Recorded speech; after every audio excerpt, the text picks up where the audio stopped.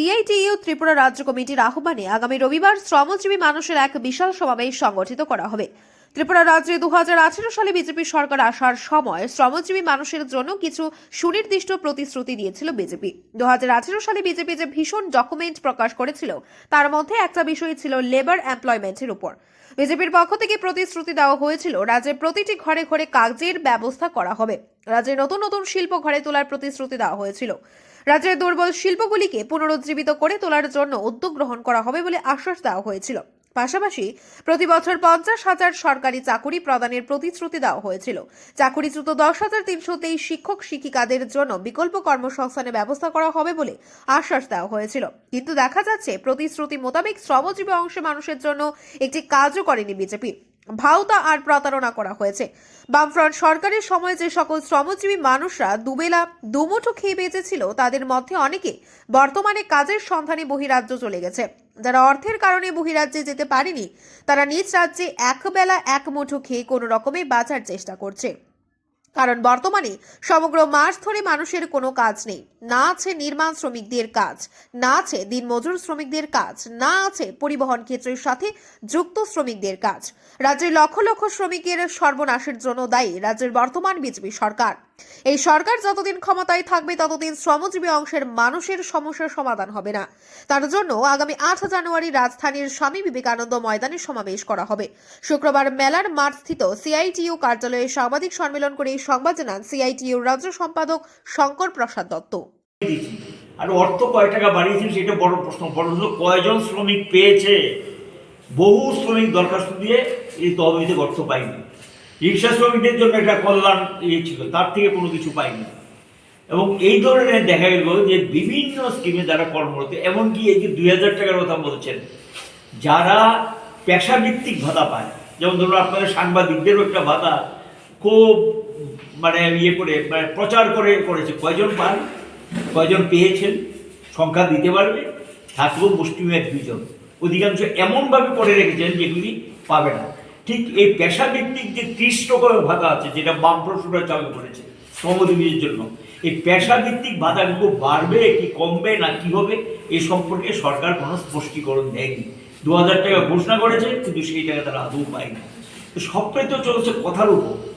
আর শুধু গত কিছুদিন যাবত সরকার তো ব্যস্ত এখন শুধু শিলান্যাস আর গিয়ে ওই ফিতা কাটা, আর গরিবের জন্য হাসপাতালে পয়সা নেই, তুলা কিনতে হয় বাইরের থেকে, ওষুধ কিনতে হয় বাইরে থেকে, আর তাদের ফটোর জন্য ছাপানোর জন্য টাকার অভাব নেই। সারাটা রাজ্যে শুধু তাদের ফটো ফটো ফটো। এই যে ফটো সরকারি অর্থ, এই টাকাটা কোথেকে আসে? আর অথচ গরিব শ্রমিক যেটা, সে যখন চিকিৎসা হয় সে ওষুধ কিনতে পারে না, হাসপাতালে ওষুধ দেওয়া হয় না, হাসপাতালের ওষুধের জন্য পয়সা নেই। এই হলো অবস্থা। তো রাজ্যটা কীরকম ভালো চলছে এই সম্পর্কে প্রধানমন্ত্রী আসবেন, স্বরাষ্ট্রমন্ত্রী আসবেন। আমরা তো ভেবেছিলাম গত ইলেকশনে যে প্রতিশ্রুতি সম্পর্কে কিছু বলবেন, ধারেও গেলেন না, কাছেও গেলেন না, শুধু পিটিয়ে গেলেন, সব নাকি হয়ে গেছে। বলতে বলতে তো এমন জায়গায় চলে গেছে, এবং কালকে বলছে বিদ্যুতে নাকি বিশাল ব্যাপার হয়ে গেছে। কী হয়েছে বিদ্যুতে? 1 মেগাওয়াট বিদ্যুৎ উৎপাদন বাড়েনি, বরঞ্চ বামফ্রন্ট সরকারের সময় যে বিদ্যুৎ কেন্দ্রগুলো ছিল এর মধ্যে কিছু টারবাইন বসে গেছে, এবং সেখানে কম্বাইন সাইকেল চালু করে 65 মেগাওয়াট বিদ্যুৎ বাড়ানোর কথা উৎপাদন, 1 মেগাওয়াট বাড়েনি। কোথায় বিদ্যুতের উৎপাদন বাড়লো? বিদ্যুৎ উৎপাদন তো কমে গেছে। বলছে বিল বাড়াননি, যারা বাড়িতে বিল পায় তারাই বলতে পারে বিল বাড়ানো কেন। কায়দা করে ইনডাইরেক্ট এই যে ডিউটিটা বসিয়েছেন, এই ডিউটিটা কে বসিয়েছেন? সরকারিতে বসিয়েছেন। এটা কে দিচ্ছে? কনজিউমাররা দিচ্ছে, গ্রাহকরা। আর বলছেন গত 5 বছরে নাকি বিল বাড়াননি। প্রত্যেকের বিলটা দেখলে তো বোঝা যায় কত টাকা বাড়বো না কমবো। বহাল তবিতে বলে যাচ্ছেন। বলতে গিয়ে তিনি এও বলে যাচ্ছেন যে রেল লাইনে নাকি বিশাল ব্যাপার, 1 কিলোমিটার রেল লাইন স্যাংশন দেয়নি গভর্নমেন্ট। দায়িত্ব নিয়ে বলছি 1 কিলোমিটার। এবং যেহেতু এটার সঙ্গে যুক্ত ছিলাম 2018 পর্যন্ত, নতুন কোন পথটা স্যাংশন দিয়েছেন? ভোটের আগে তো বলেছিলেন বিকল্প রেলপথ আপ টু বিলুনিয়া যাবে, সাবরুমের সঙ্গে কানেক্টিং হবে। সার্ভেটা পর্যন্ত হয়নি। 1 কিলোমিটার রেলপথ তো স্যাংশন দিয়ে দূরে, সার্ভেটা পর্যন্ত করেনি। সেটা কৈলাসহর, কমলপুর, কোয়াই, বক্সনগর, সোনামুড়া, তারপর ধনপুর হয়ে সেটা বিলুনিয়ার সঙ্গে কানেক্টিং হবে। কোথায় সার্ভে হয়েছে? আমার তো জানা নেই। আর স্যাংশন তো দূরের কথা, মঞ্জুরি তো দূরের কথা। কাঞ্চনপুর সার্ভে কাজ তখনই হাত নেওয়া হয়েছিল, কাঞ্চনপুরকে কানেক্টিং করবে। স্যাংশন হয়েছে? হয়নি। 1 কিলোমিটার নতুন রেলপথ করেনি, সবটা বামফ্রন্ট সরকারের সময় এটা হয়েছে। স্যাংশন যেটা হয়েছে এটা কিন্তু মোদি গভর্নমেন্টের সময় না। কিসের ভিত্তিতে বলছেন এসব কথা? 2008 মিটার গেজ এসে গেছে আগরতলায়, 16তে ব্রড গেজে কনভার্ট হয়েছে। মনমোহন সিং এর গভর্নমেন্টের সময় এগুলো স্যাংশন হয়েছে, সাবরুমও স্যাংশন হয়েছে। এখানে তাদের কৃতিত্ব কোথায়? ওই রেল যখন এসছে 2-1টা এক্সপ্রেস তো চালু করবে, সেই তুলনায় ছিল বড় রাজধানী ত্রিপুরার সঙ্গে কেন্দ্রের রাজধানী যুক্ত, এই রাজধানী এক্সপ্রেস তুলে নিয়ে এটা তেজস এক্সপ্রেস করে দিয়েছেন।